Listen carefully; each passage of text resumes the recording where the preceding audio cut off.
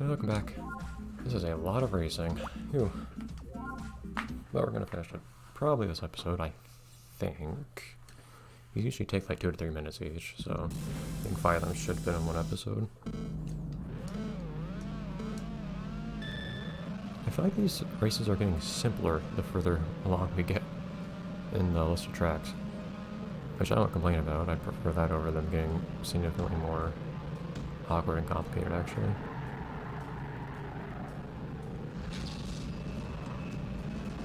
Still a weird choice of music in my mind for these races.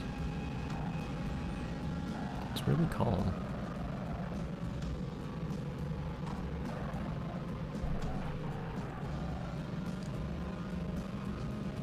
Not the kind of music you usually hear for this sort of action. And I wouldn't complain if the game had like cheerful, upbeat music like it usually does, even though it's not the sort of thing you usually hear with this either, but it would still be in the game's spirit. But no, instead what we're getting is just something here out of Persona 5 or something. In a not particularly exciting place.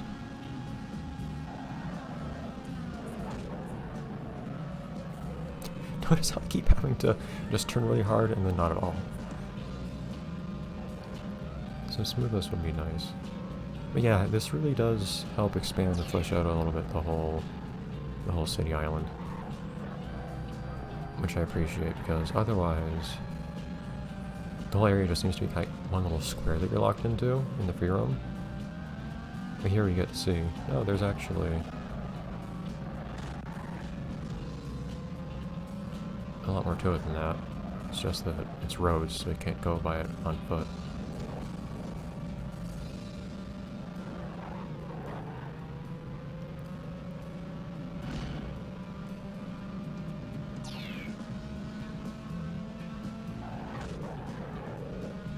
It's almost a harder turn than I expected. And in comparison, these races are very, very straightforward, as opposed to the very hectic figuring out which turn to go turn on and whatnot of the other number finding levels.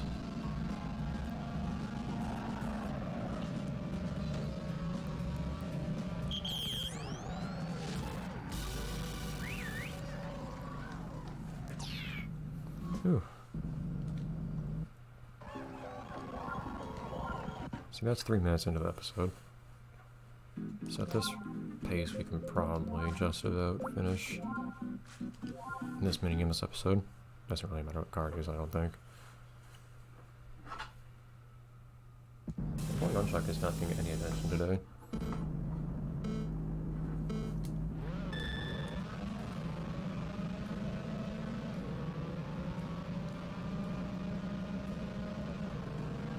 It would also be nice if you could just design your own track, just by placing walls and whatnot along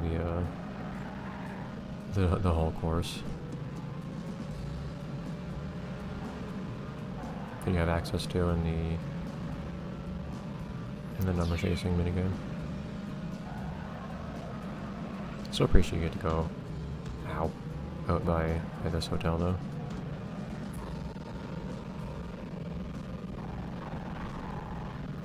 Yep, looking at the whole city from here is not very good on the frame rate. Ooh. They packed so much stuff into this game. It's still so weird to me that I never got the impression the original Wii Ski even had much of any success in particular, but Wii Ski and Snowboard was released, I think, the next year or something like that, if that even. So, Wii Ski and Snowboard was probably made irrespective of how well the original Wii Ski performed. But then they made Go Vacation, which I would consider part of the same series sometime later, and put crazy amounts of work into it. It makes me feel like, was Wii Ski and Snowboard more successful in RBIs or something? Like, what justified putting so much time and effort into this game? Like, there's so much stuff in this game. Realize, like, this is gonna be one of the longest playthroughs in this whole game, on this whole channel. Jeez, me and words sometimes. This game's gonna be one of the longest playthroughs on this whole channel of mine. Not that I usually play particularly long games, granted, but still. And it's not like we're doing a bunch of grindy stuff, like, yeah, this episode we're just doing a bunch of races that are basically the same thing with some slight modifications. But most of this game is actually doing new stuff, most of the time. And getting airtime sometimes, that's pretty new. For a vehicle like this one. Granny's a pioneer. Not the kind that drives rocks, but the kind that drives cars.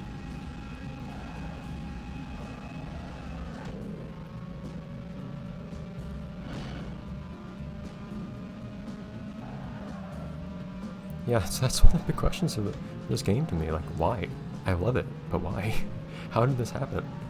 Like, I don't get the impression anyone ever cared about any of the games before this one, or this one either. Even though I do. Maybe I'm wrong though, considering that I do have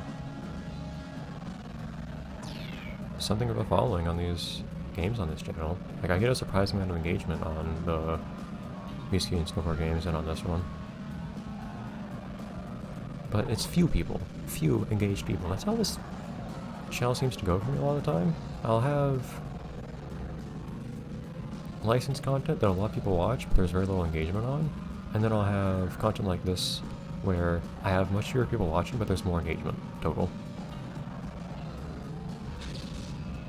It's a weird balance. And I get between the two.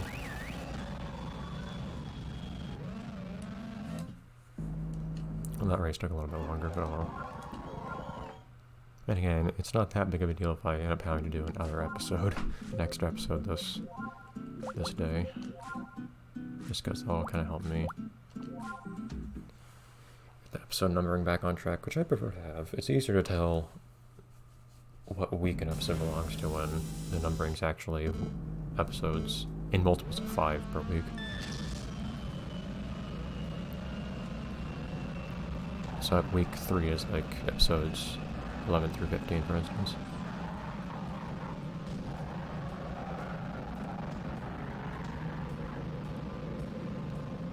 I still wish I could explore these areas on foot. Or maybe if I was just allowed to use a vehicle instead of being on foot in the free roam. It would be nice to be able to explore areas like this without having to go into a minigame, even though this is also nice. Speaking of exploring stuff, we need to see things though. We will also, of course, have the hang gliding minigame later, which will give us some nice views of the city and whatnot. I don't know if there's going to be much freedom for going around, but still. It does evoke some of the same feelings as the biplane game in Wii Sports Resort, which a lot of people love just because it let you explore this massive island with lots of cool stuff on it. Myself included. Just freely.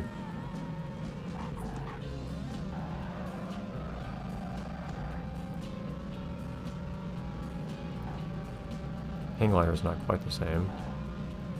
I don't think. Well, I haven't seen what all the hang gliding minigames are. Maybe there will be minigames like the Waypoint games we've had in the motor vehicles, where you just have to get through a bunch of different checkpoints, and you actually get to otherwise decide how to get around. I don't know. We will see when we get to that game. Like I said, there's a number of games I'm looking forward to getting to play more in the city here.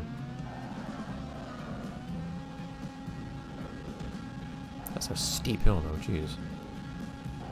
Like, that's San Francisco levels of ridiculousness.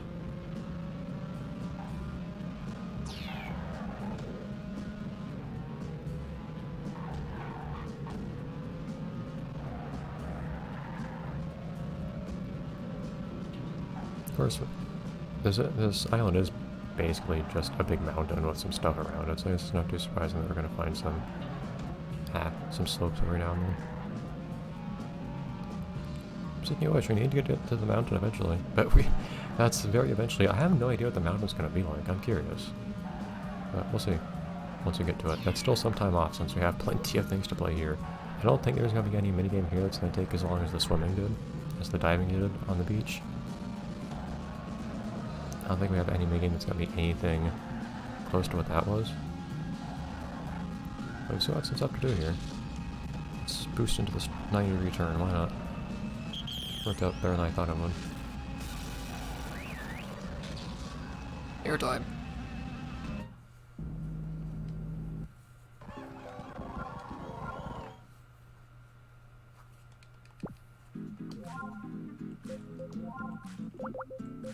Two more.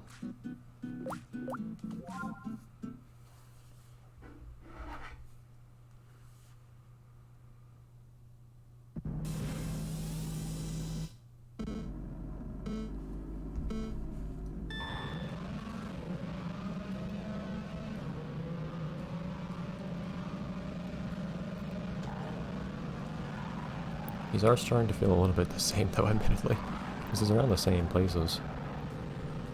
Even if you're taking different routes. Again, I'm just not sure they had so many different courses for those. Because they all feel substantially different to me.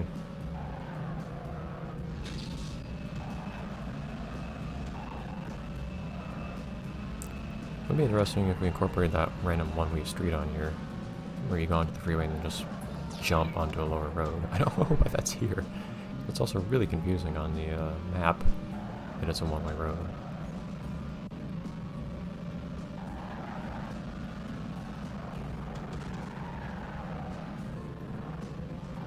Okay, here we go.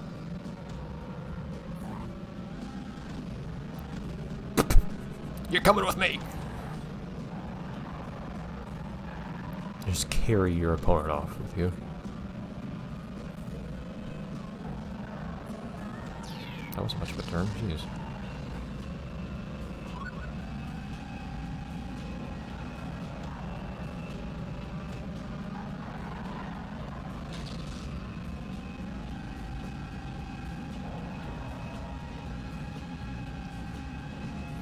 It is kind of nice now that how having done the other minigames, I actually know my way around here. And consequently, I recognize the different places that we're racing through. I can actually predict what stuff we're gonna end up running into. I'm not sure what the point of this freeway stuff is. I guess does it actually lead off to the rest of the island without me having noticed that there was just a road blocked off where you would normally drive on to the rest of the island? Because otherwise it looks like there's just this corner of the island that has like a kind of a highway segment and a tunnel that doesn't actually connect to anything, it just loops back in on itself. I mean, some would consider that overthinking things in this game, but in my mind it's more of a recognition of the fact that the game has actually set a high enough standard to where I'm willing to ask questions like that. Because I feel like there's some chance of there actually being a sensible answer. If a game makes obvious that it has no interest in making it feel like a real place that somebody would actually live in and do stuff in, and roads that would actually be used for driving, that's one thing. And this game does kind of push it a bit with, one, allowing the jumps that we have here in a race to begin with, but also allowing this to exist more generally as a road. Maybe it's just under construction or something, I don't know.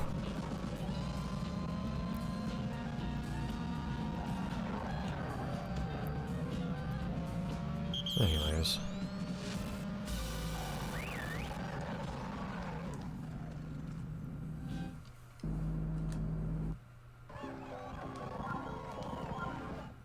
And we'll make this last race fit anyways.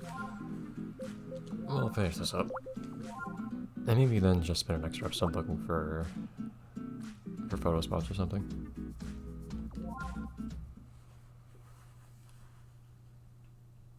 Ooh. This is a lot of racing for one day.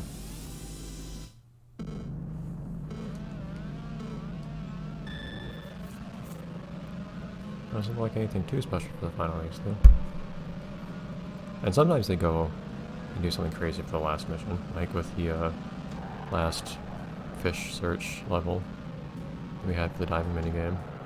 That one took me some effort.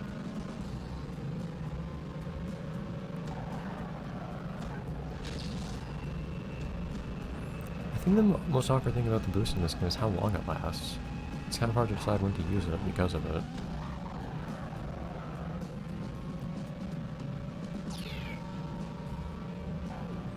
It's a really hard turn going up here.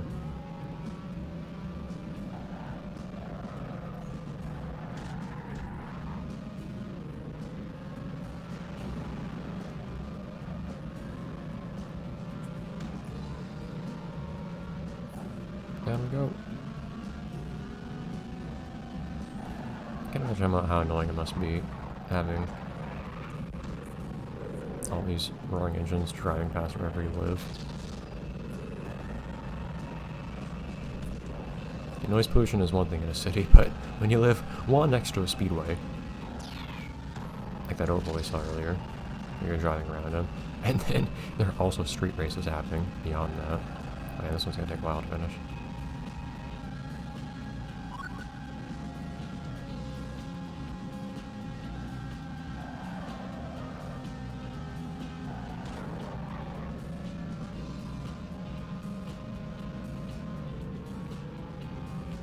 Minute-long lap.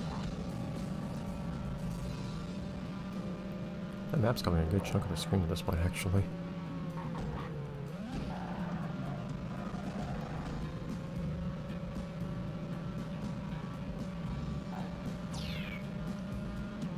But it's fairly under control, I feel like. There's nothing too crazy about this race. And the last one at least had something crazy in the form of having a big jump to do at one point. You know, that wasn't really anything special from a gameplay perspective. Kind of had a wow factor to it. Jeez. Even the turns.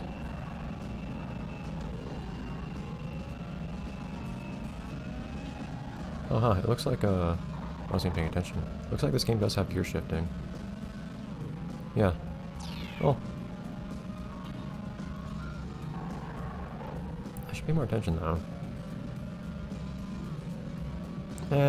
So this game acts like it has gear shifting, like based on your speedometer position and your and the sound of your engine. So it looks like the gear is shifting as if it's automatic transmission or something like that, but the actual speed of your car doesn't actually change as if you're shifting gears. I never much pay attention to the whole gear shifting thing in games, since lots of games don't even let you do it manually to begin with. But I never paid attention to it in any game, even a couple games that had it, like Sega GT 2002, for instance, that also known as that game that came with Jet Set Radio Future. On the combo disc. In that game, whenever you bought a new car, you actually had to decide when buying it, do you want manual or automatic transmission? I never much paid attention to the whole thing, but what really got me into paying attention to it was playing Hot Wheels Burning Rubber, which is a GBA game, where there's not much of anything happening in the game. It's a pretty plain racing game. Solid, I guess, but plain. Unless you use manual transmission. I always use manual transmission in that game just because it gives me something to do. Otherwise, there's nothing to really take up my attention. And also, there's kind of an exploit in the game where the best, in my experience, the best way to perform in that game is to play as a car with extremely high speed and extremely poor handling, so it gets really fast really quickly, but it can't turn at all. And you make up for not being able to turn and having really bad brakes as well by not braking to slow down, but just shifting down a gear, which will immediately drop your speed. Don't do that in real life, but it works in that game perfectly. It just immediately drops your speed, so you have basically perfect braking. So you get an extremely fast car. You just use manual transmission so you can brake extremely quickly, and then you're good to go. Anyways, all the keys? All the keys. That's how the game done. I'll just do one more quick episode to look for photo spots or something like that, just to have another episode to help get the episode numbers back on track. Later. Oh, you actually acknowledged my accomplishment. Great. I don't think I will. Bye, everyone.